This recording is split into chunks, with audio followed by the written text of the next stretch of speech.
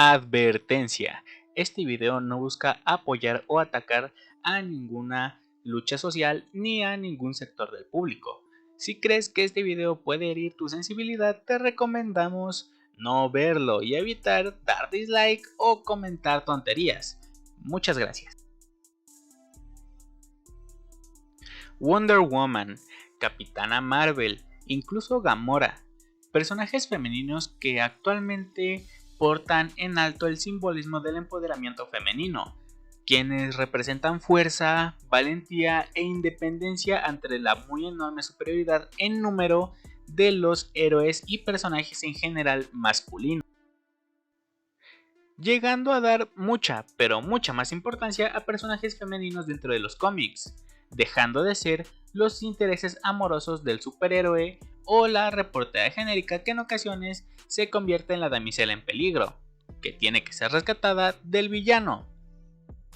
Pero la progresión y el paso entre estas dos perspectivas sobre los personajes femeninos no fue de golpe, y gracias a la división de las eras del cómic podemos identificar estos cambios con más facilidad, como por ejemplo en la edad dorada del cómic y aún en la de plata, los personajes femeninos se limitaban a ser secundarios de apoyo y el interés amoroso del personaje principal, siendo la primera excepción a esta regla Wonder Woman.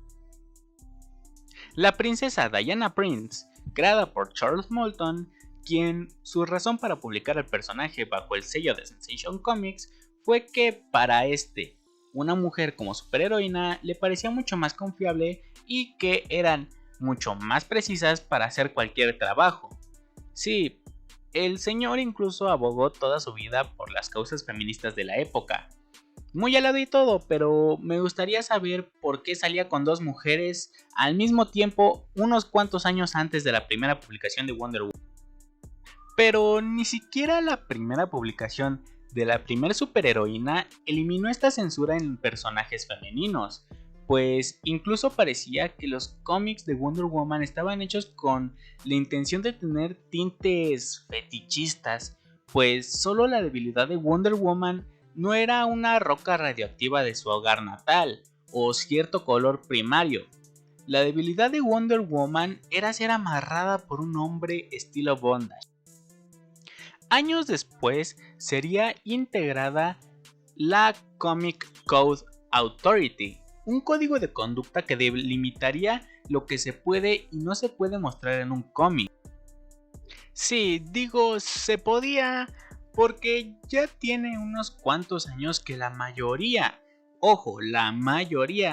de estas reglas impuestas por la Comic Code Authority dejaron de estar en pero tenían muchas, pero de verdad muchas reglas bastante absurdas que afectaban principalmente a las mujeres, porque por ejemplo, una de las reglas era las mujeres deberán ser dibujadas de forma realista, con ropas aceptables ante la sociedad y sin resaltar ninguna de sus propiedades físicas.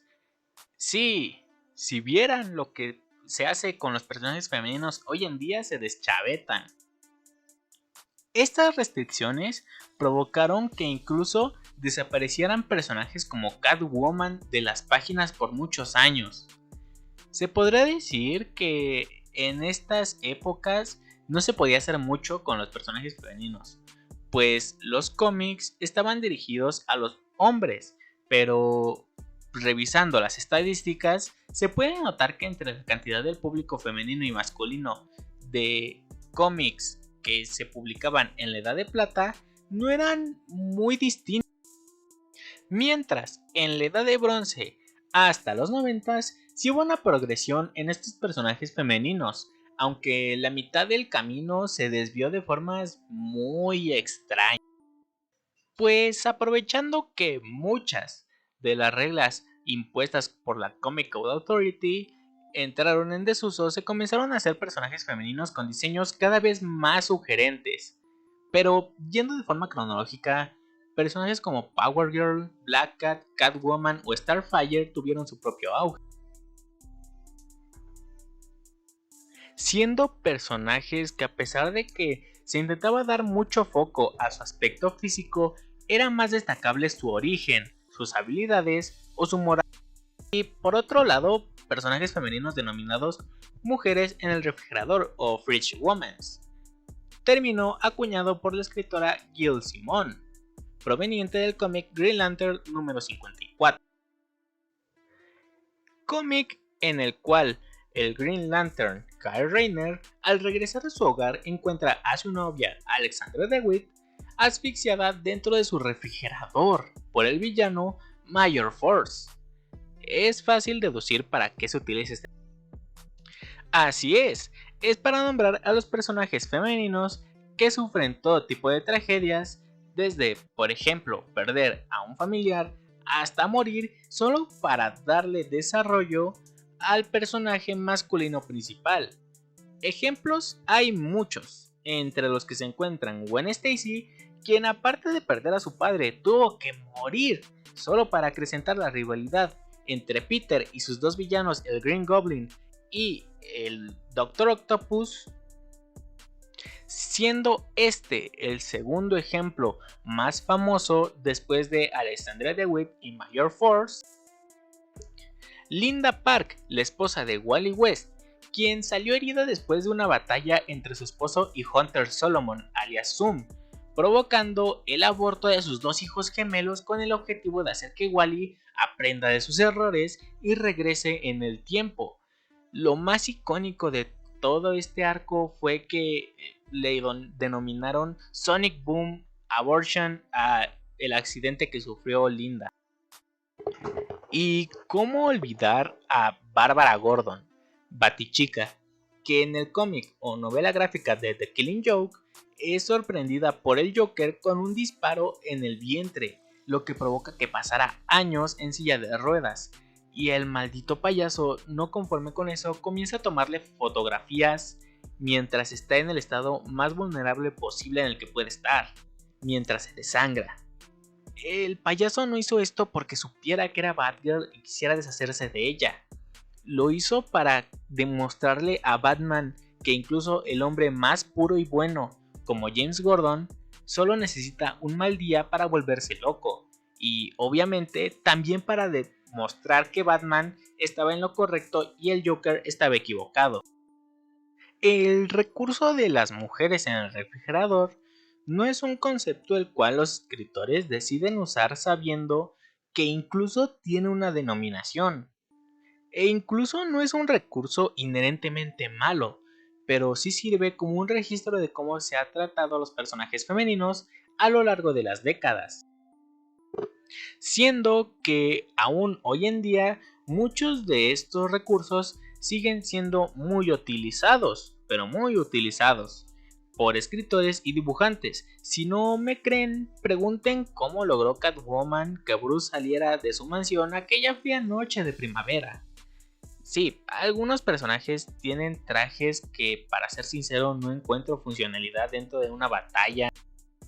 Y algunos otros parecen trofeos a los cuales el personaje principal masculino puede aspirar después de vencer al villano de turno o concretar. Pero afortunadamente también tenemos personajes como Wonder Woman, cuya mitología de trasfondo e ideales que profesa la princesa guerrera de Themyscira destacan por sobre los otros personajes inspirados en temáticas similares. Nos dan desarrollos de personaje como el de Harley Quinn, quien pasó de ser otra secuaz del Joker a la cual el payaso golpeaba y hacía de a ser una miembro rehabilitada de la Task Force X o Suicide Squad, a finalmente llegar a formar parte de la Batifamilia y ser miembro honorario de la Liga de la Justicia. Incluso fuera de las páginas de los cómics tenemos sobre las plumas a Cami García, una de las mejores escritoras de la línea de DC para jóvenes adultos, o a Becky Cloonan, una de las mejores escritoras de Wonder Woman de los últimos años. Y como artistas en los lápices a Nochetti, dibujante de varios números y portadas de Daredevil, o Karen Machette, dibujante de algunos cómics de Scooby-Doo. El punto, y para finalizar, es que si bien la industria del cómic ha estado predominantemente en las manos de los hombres, Con el tiempo y tomando en cuenta que la industria es mucho más incluyente de lo que muchos quieren ver, se le ha dado más visibilidad a las mujeres tanto en sus historias como en sus diseños. Se le da más espacio a personas con nuevas ideas para estos personajes que comenzaron con historias bidimensionales y los transforman en algo mucho más superior. Yo fui el host para la Comic Cueva y conmigo será hasta la próxima. Chao. ¡Ey! Espera, no te vayas todavía. Dale like, comparte y suscríbete. Y si el video te gustó, en pantalla te estarán apareciendo algunos otros videos de temática similar.